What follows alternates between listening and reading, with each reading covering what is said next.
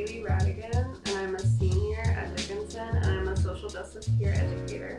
So my name is Maddie Braybrooke, and I'm a senior sociology major at Dickinson, and I'm also a social justice peer educator.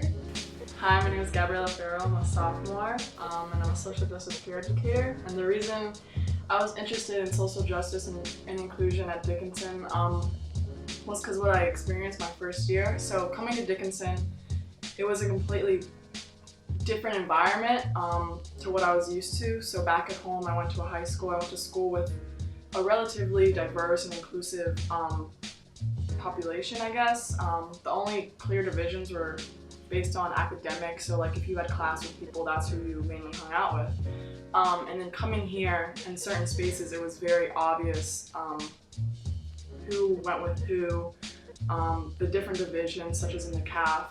And for someone who is proud of many different identities, it was hard to kind of put myself into one group and sort of ignore other aspects of my identity. And I found it really hard, especially identifying as mixed race, finding a group that I felt like I belonged in.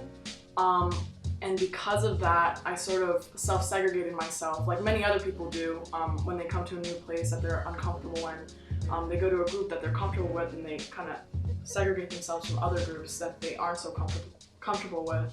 And I did that, but I didn't have a group to go into. And surprisingly, there was many other people who did experience these things, even people who seemed like they were in a group and they felt like, and they fit in and stuff. They were saying, like, they told me that they also felt like they didn't fit into different groups because they felt like their whole identity wasn't being heard, and they were just friends with people because it was comfortable coming to a new place and just putting themselves into a group that was in different ways like them.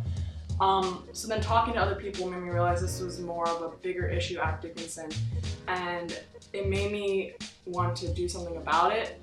So then when I saw the opportunity in the spring to be a social justice peer educator, it made me feel like I could have a say or have the ability to kind of change that for new students coming to Dickinson, or even students that are still here, and help create an environment that is more inclusive and makes everyone feel comfortable and safe, and makes everyone feel like they can have an experience, a social experience, make relationships, and not be afraid.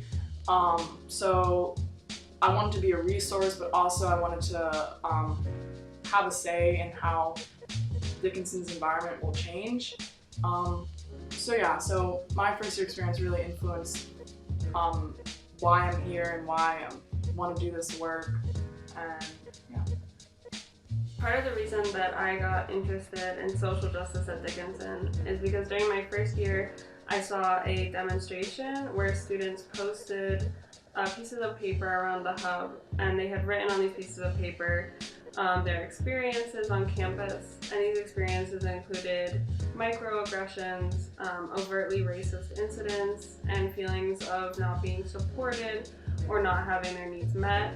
And these were like all kinds of students from all across campus. It was students of color, LGBTQ+ students, international students, students with mental illness, and all of these students were having situations where they felt like they were not being supported and included at Dickinson.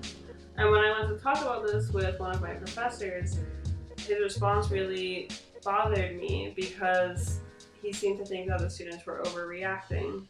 And I did not think that was the case, and I thought his response was very dismissive. And so I became interested in doing things to make sure that needs that were raised at Dickinson, like the needs of these students, were being met with actual change and not being dismissed. And I became a social justice peer educator last year, so this would be my second year doing it. And thinking back to what happened to me during my first year at college, that kind of made me want to be invested in social justice and kind of its presence on campus. Ended up not actually being something that directly happened to me, but it was something that happened to a couple of my friends. And so I was walking back from club soccer practice, and we were on High Street, and I had two friends in front of me, and one of them is white, and the other is black.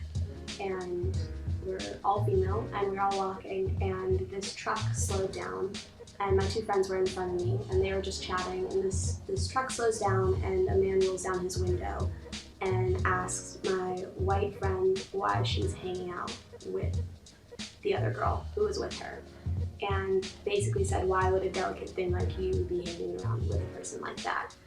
And that moment kind of passed, and the driver drove away, but it was a weird situation in which I had observed it, and I just watched my one friend just completely shut down.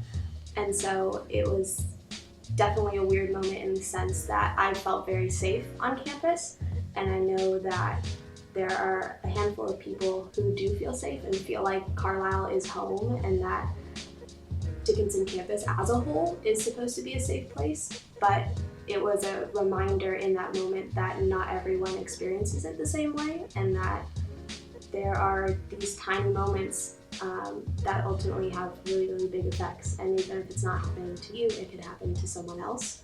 And so in terms of being a social justice peer educator, I think the most important thing that we do is we constantly remind people that even though it may not be happening to you, other people are going through things and they don't necessarily feel like they're welcomed on campus or in the neighborhood.